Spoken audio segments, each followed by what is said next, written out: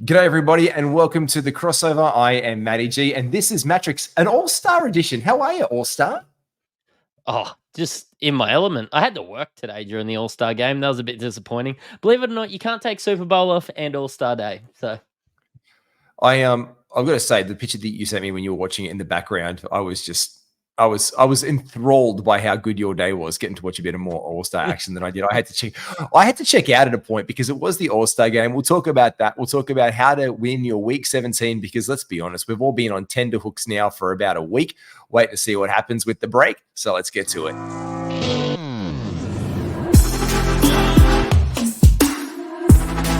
Welcome to the Ultimate Super Coach and Fantasy Sports Show. You are now listening to the Insight Fantasy Sports Podcast. Mate, All-Star game for you, talking about it, is it a bit of a wash? Or do you think, is it a bit ridiculous now? I hate it. I actually hate the actual game. I like that there's a week through the middle of the year where like some of those niggling injuries can get taken care of because everybody gets a rest. I think that the guys deserve a rest in an 82 game season. I actually quite enjoy the skills challenge and the dunk challenge and the 3-point contest, and I like some of the ideas that they had this year. But the actual All-Star games, when you get stars this big, it's just not up there, apart from the fact that it might be in their salaries that they get an extra $5 million or something like that if they become an all-star. I mean, the jerseys are nice. I like the jersey. Apart from the pinstripes on those all-star jerseys, if you take out the pinstripe, I was like, I really mess with this year's jersey. Bit of an interesting stat for you about this one because, like, obviously the score was ridiculous. The East won it. The underdogs, by the way, East 211. Saying that out loud. Just saying that one team scored 211 points in a basketball game just seems dumb. To the West scoring 100. Is it the Atlanta Hawks played in this game and gave up the most points? Mate, I honestly just put it down to the East were a little bit younger, so they maybe cared about winning a bit more. And the West, when you get guys like Durant, like Bron, Jokic, even like your Currys and your Davis, and like Booker's been around a long time, and you've of course got Paul George and Kawhi. Those guys probably just don't care that much. And we'll talk about this. It was a little bit of a Dame Lillard retribution tour this All-Star weekend in Indy, just taking it over a little bit. An interesting fact today because they broke the record for three-pointers. Dan Titus from Yahoo Sports had a count at halftime about the count, and then it was blown out of the water. He was like, oh, yeah, we're at halfway. They've already scored 22 or whatever it was. By the end of it, I'm pretty sure that the East hit, I'm going to double check. I think it was 40. Was it 40? Yeah, 42 of 97. They were 43% from downtown. And this is the wackiest stat I've ever heard. Did you know in the 1953 All-Star game, there was 154 combined points? So between the East and the West, that was the points between both teams. In 2024, the All-Star game had 168 combined 3-point attempts. Yeah, right. Well, I mean, in 1954, there was no 3-point line, so it was harder to score. The amount of shot attempts, 168. It's like you'd pull up and just take a shot. I mean, they should make these shots when they're open, and they are open. And you know what? You can't get injured shooting a three. So, you know what? Today was good for fantasy. Today was good for fantasy. And look, my highlight of All-Star Weekend, this was probably, I shared this one with you earlier. I just tweeted out, I was watching it with my wife and my son because I thought the highlight of the whole weekend was Steph and Sabrina's shoot off. I thought that was amazing. And seeing Sabrina like absolutely nail the exact same score that Damian Lillard just hit the win on in the 3-point challenge, I thought was amazing. Steph just shot like lights out, but that was probably my highlight of the whole weekend. Like you said, the more fun is over the course of the weekend with the dunk contest than it is in the game these days. And I enjoy watching like all the guys get around each other and watching the dunk contest and watching the skills contest and, you know, watching the, I suppose all the celebrities roll out and like the awe that is All-Star Weekend. I just find it hard to care when they don't on the actual All-Star Sunday. Don't care. There's no care. But you know what we do care about? We care about Week 17. Part 2, Folle et Deuce. This is the weekly preview. Let's get down to it. He's heating up. And our weekly preview is brought to you by our good friend Ryan at Astute Finance. Now, if you are looking for a home loan, if your home loan is above that 6% marker and you just think if there's a better deal out there in the world for you, you know what? There probably is. If your repayments are too high, if you're getting stressed out about your financial management and your mortgage, well, give Ryan a call or drop him an email. It's Ryan H at Astute. You said all his details are down below. Give him a call and his phone number and say that Astute sent you, especially here if you live in Australia. For all your home finance needs, there is no one we trust more than Ryan to deal with your matters. And Matty, there's no one more than we trust to take us through the games of the week because we've still got some days off where people can make some moves, mate. Yeah, Saturday's an interesting one. There's only the 3, but with 4 games, with only 4 days left in this week, probably, yeah, you can target some of those guys that have 3 games and stay away from Memphis and Miami with the 1 game. Yeah. Yeah, there's a bunch of teams with 3 games. You got Charlotte, Cleveland, Denver, the Warriors, the Rockets, the Clips, the Lakers, the Pels, the Thunder, the Magic, the 76ers, the Suns, the San Antonio Spurs, and the Washington Wizards. Of all of the teams, I guess, to pick, though, as you said, Matty, it's like we do the colors up because the red, it's just you can't do shit, and you can't bring in a waiver wire on those days, really, can you? No, exactly. Like, there's no point picking up those guys with Thursday, Fridays back to back because honestly, you're not going to be playing someone if they're sitting on the waivers anyway. You're going to want to target the Wolves and the Magic who have the Friday, Saturday back to back and the Saturday, Sunday back to back. Yeah, they're absolutely the best shouts indeed because you want to bring a guy in for 2. That automatically leans guys like for me. Look, and I put this up here and I actually thought I'd have a look at it because I mentioned it in our notes for the day. Mike Conley, who I just know that you love, Mike Conley. He is a Memphis Grizzlies, like he's one of your favorite players of all time, one would say. In the rafters, I hope. Yeah, I actually have signed Mike. Actually, Mike Conley signed Ball right up there. I've got a fake baby riding horse over here that I caught. Yeah, it's right there. And I call that Mick Dell. So you might have a Mike Conley, but I've got a Mick Dell in my house. There's the big horse for you. He's actually rostered in, I've got to say that and I've got to do that one. He's gone up 3% in the last day in Yahoo leagues, but this is probably where he is on that 76% cusp. If you're in a 10-teamer and if you're a guy like Matty Malley, who the Pickup Podcast will be with tomorrow night, I don't know how he does it. We're in a competitive 10-man league 12, but he streams. The man's basically a creek. The man is basically the living embodiment of a body of water. He is just riding his complete maximum ads every single week. So this is where guys like Mike Conley can be on the waiver wire in some situations. So check for him first, obviously. And then guys like Jaden McDaniels. Yeah. Mike Conley's the 69th ranked player and, you know, he's only 76% rostered. That means in 1 in 4 competitions, he's available. For me, he's somebody that I'm okay being my second or my worst player in my team and basically nearly set and forget for me.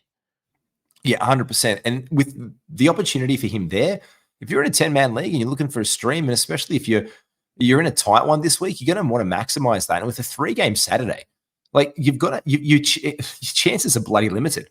Otherwise, you're looking at the Magic for the Saturday, Sunday.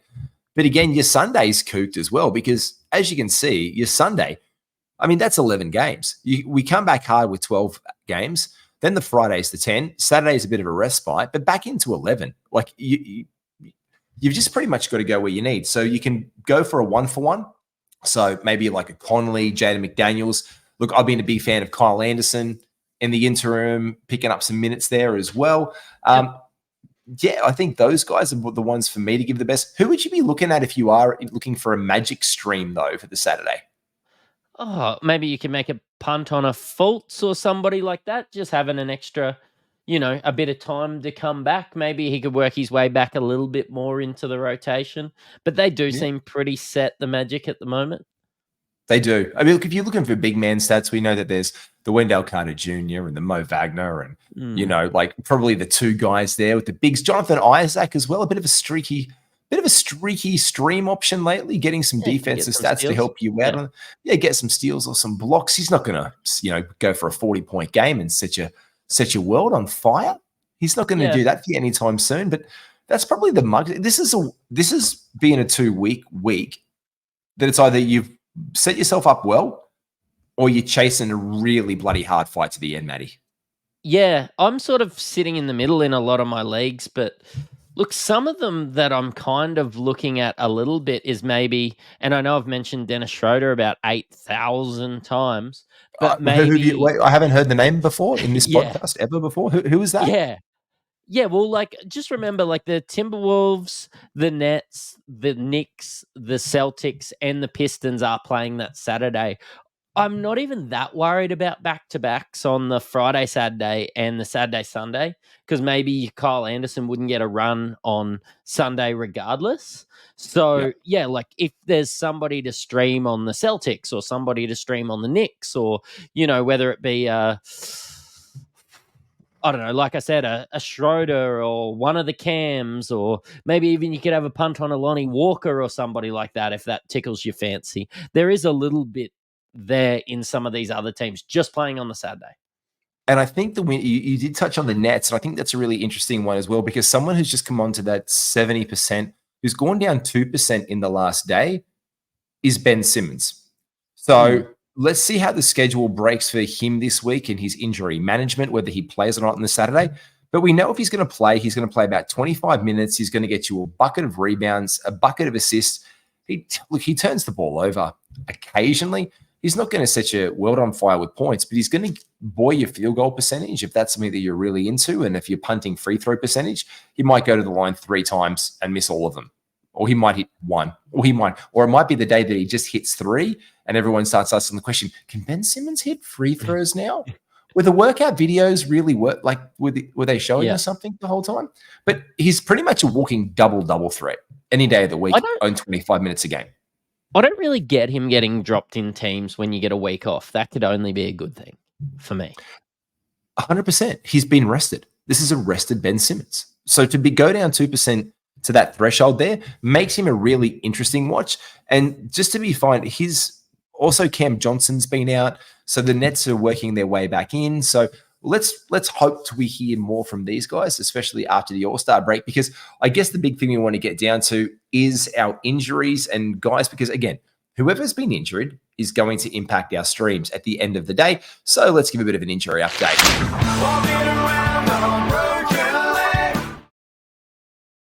My God, I love that. Every time I fucking play that song, I just want to keep on singing the rest of it. so hard. I just want to get in, and this is what it's a great song.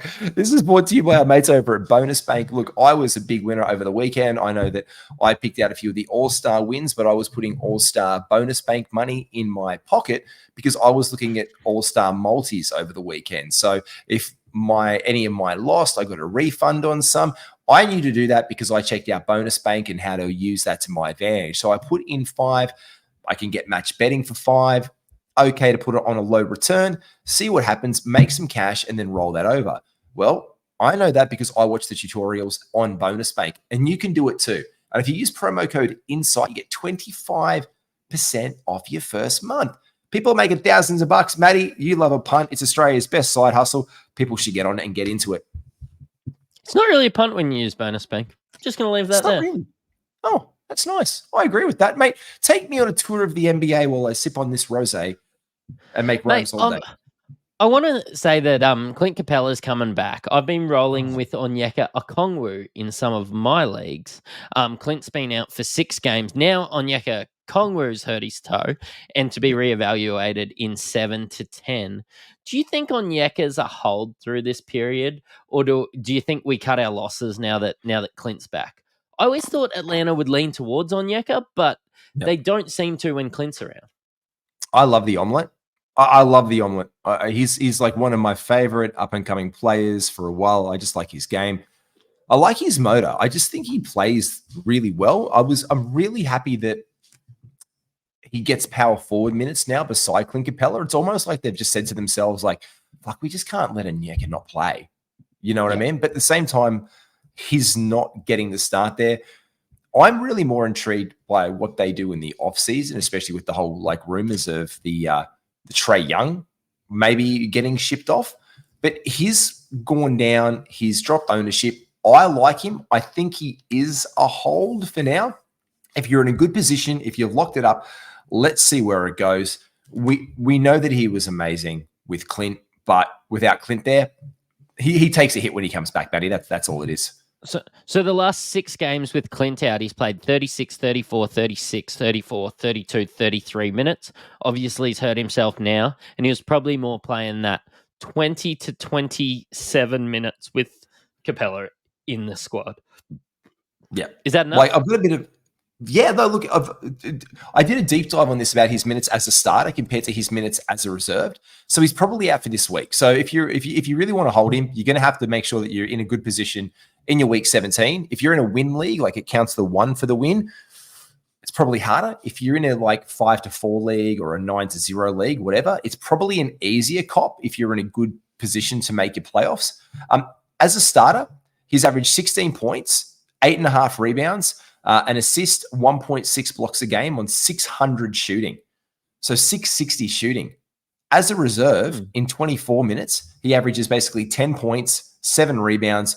He averages more assists, funnily enough, 1 block. But this was the thing that I found the funniest. His field goal percentage was lower. It's actually 5.95, which I thought was the most weird thing. Like, I was very intrigued by that with him. I thought more opportunity, more chances to see. But that's what I love about Onyeka. He was, in the last 2 weeks, he was a top 25. He was top 25, top 30 player.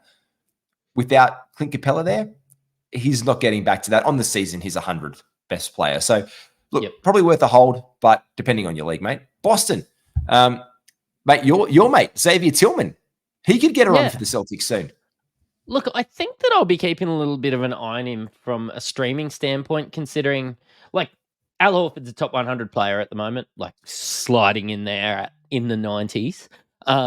When he gets rested, I think X is going to be a really good stream. So I'm going to be keeping an eye on him and having a look to see when I can run X out, because he's good in good minutes. I don't think Memphis system was the best for him, but Boston are a lot better this year than Memphis were this year. He won't be relied upon a lot. He'll just be able to be that energy guy, get rebounds, get steals, get blocks, and just, Can I say that Xavier Tillman, I think X becomes an absolute must roster when KP goes down with an injury or is rested, and it's the night of a back-to-back set for the Celtics, because we know that they don't play Horford in back-to-backs. If KP goes down, X almost becomes a must-add for big man minutes in that situation with the Celtics, because they always use their big man well to whether to stretch the floor, board down. And Jaden Springer's also making his appearance, hopefully, when they come back after the break. We mentioned Ben Simmons. He's off the injury report. He'll get a run with the Nets this week. And in Charlotte, mate, listen, straight up question, does LaMelo Ball play again this season? I wonder whether they will just shut him down.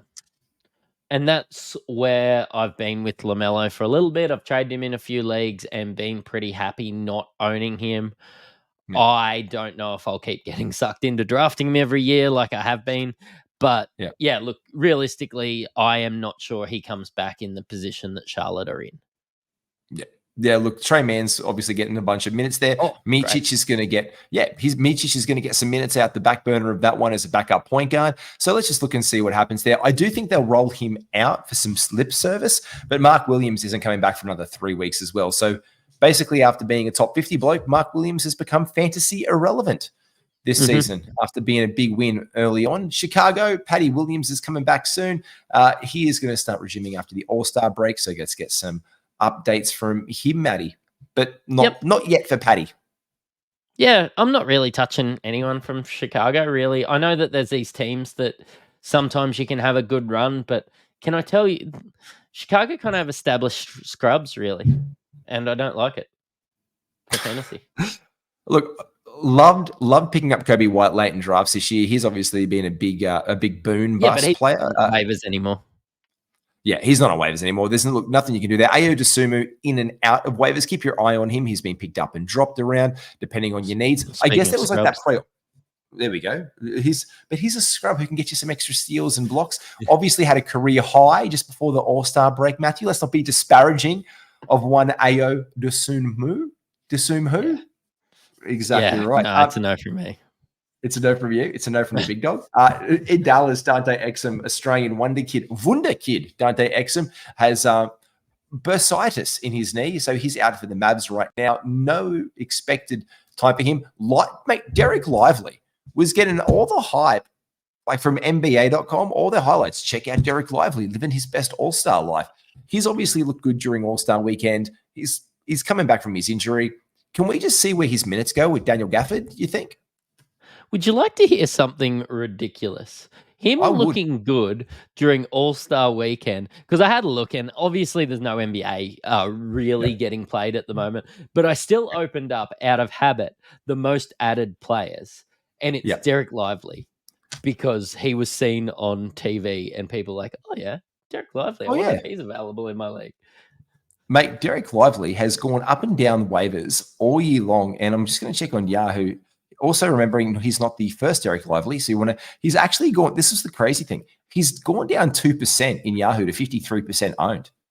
Yeah.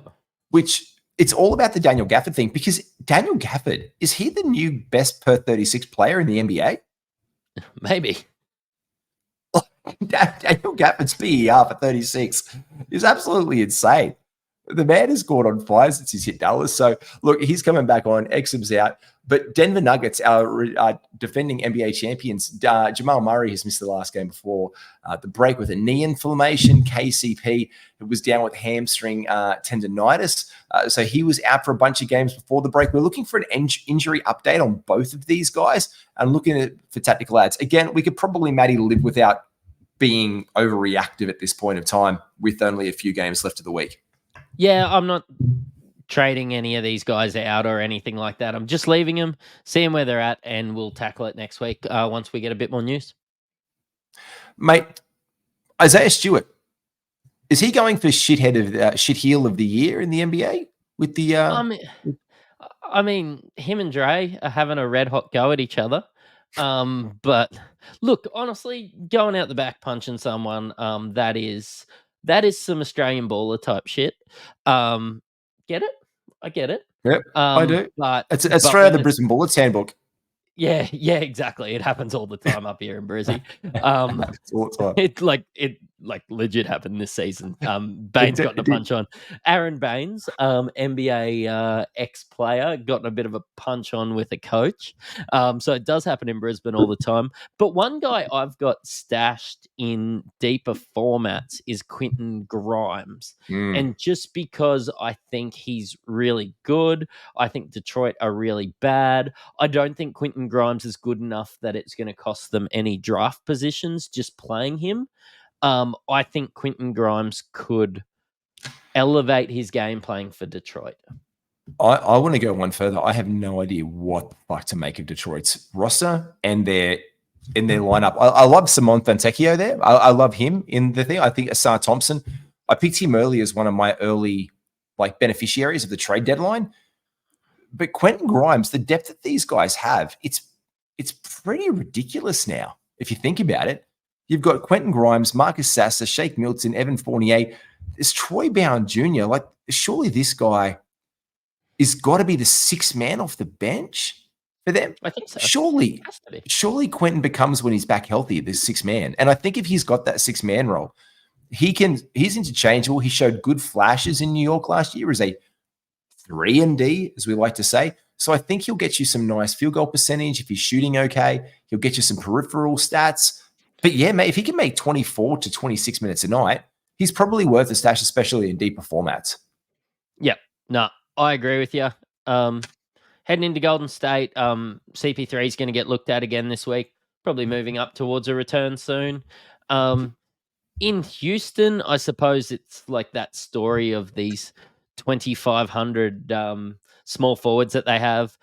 Ken Whitmore's coming back. He's really good. But when Tari Eason's around, he's probably got him in the pecking order. Dylan Brooks is still eating up a lot of minutes there, so it kind of sometimes makes them both a little irrelevant. But Fred VanVleet's missed a heap of games in the last little while. they're hoping he can return later this week. I know that I am as a Fred VanVleet owner. Thank God for IR spots in our league. Like, because if you had a league where you didn't have an IR spot and you had Fred VanVleet, he does this every year. He just goes on like injury sabbatical for a period of time. He's only little. And he's only little. He's only little. But for a little bloke, he has got to be. I've almost got to do the research on this one. He blocks per minute for a point guard. Yeah. He's got to be a lead in the. I love that from his game. So I'm missing my Freddie, and I want him back very, very soon. Indiana, look, they're fucking fine. I don't know what these blokes were pulling before the All-Star break. They didn't have to travel anywhere. They just had to roll out of their beds. But Miles Turner and Benedict Mathurin, skills challenge champions. Yes. Miles Turner and Benedict Mathurin both missed the last game because of some bullshit injury that they just wanted to take a game off before the All-Star break, for as far as I know. But real injury, Jalen Smith has back spasms. So no updates there, but we know with back spasms, it can take time. So Sticks is going to be out for a little while longer with that one. And Aaron Naismith, I'm more curious because after the deadline, he became one of those guys like, we've got to get on Naismith. We've got to get on Naismith. Look, he hurt his shin in the last game before the All-Star break. He was scheduled to have an NR, not an NR, and then MRI. An M, the letter before it, an MRI. They haven't given us the update on that yet. So we're not sure what's happening with Aaron Naismith. So this is where we're watching Obi Toppin, or should we say dunk contested Jakob Toppin's brother, Obi, to see, because if Naismith goes down for a sustained period of time with Jalen Smith out, I can see a bump in Obi Toppin there as a beneficiary. And Obi's been pretty good. So, look, just getting that little bit of a bump's enough for me to add him as well. Heading into the Clippers, I'm not worried about Kawhi Leonard. That was borderline resting. He played 10 minutes in the All-Star game and looked pretty disinterested there. He did, didn't he? Look, with the Lakers, LeBron is likely to miss the next game against the Warriors to get treatment on his ankle, with Max Christie and Cam Reddish closing a return this week. I'm not sure whether either of those are fantasy relevant. Have a chat about Memphis to me, because we could talk all day about Memphis's injuries, but Scottie Pippen Jr. is one that's been playing. Mate, he has been, and he's out now for at least 2 weeks. I don't know what to make of it on a daily basis. I actually did want to go over this with you. I actually didn't put this in the notes for a reason, because I actually wanted to have I wanted to have an off-cuff chat with you about the Memphis Grizzlies. Okay. Because you're the biggest Grizzlies fan I know. Like, you love your Memphis Grizzlies. Like, let's be honest, you love your Memphis Grizzlies. There's no way about it. They are your team through and through. It's been an absolute shithouse season for your blokes, mate. Let's be honest. But I'm just really curious as what's going here. Kleiman said on the weekend, I've got a quote up here. What we're doing is very intentional about a championship window as we see open. It's about what else can we find in terms of roster building the rest of the way, about putting a team together that competes for a championship next year and beyond. Next year and beyond. Now, for all intents and purposes, this sounds like we don't really give a shit about this year. There's already been some rumors that Desmond Bane has had a setback. They haven't announced it. Marcus Smart has had a setback. They were expected to return, and there was a lot of guys in a lot of leagues, let's be honest, who were picking up Desmond Bane just during the All-Star break and before the All-Star break, thinking this is my time. He's got maybe 3 games to go. Memphis has a schedule, Matty. This is some dark web shit that I'm on right now. Yeah. Like 1 game this week, but maybe he misses a couple because with only 1 game after the All-Star break, there's more rest. And we could see him returning in week 18. Do you think we see Desmond Bane in week 18 or 19 or Marcus Smart, or are they done for the season in Grizzland? They're done. There's absolutely no reason to bring them on. Those comments are about giving some of these guys opportunity, like Johnny Concha and Scottie Pippen Jr. and Vince Williams. Go out there, play hard, still try to win. Honestly, still try to win. It's not going to. They beat the Bucks. Yeah, they beat a fully healthy Bucks team. Yeah. Still get out there, and you're a chance of being a rotation in a championship contender next year. That's the audition. I'm not sure if they're flat out saying that to blokes like Vince Williams and Gigi Jackson, but you just play your hardest. You have this opportunity that you probably weren't going to get playing for other teams.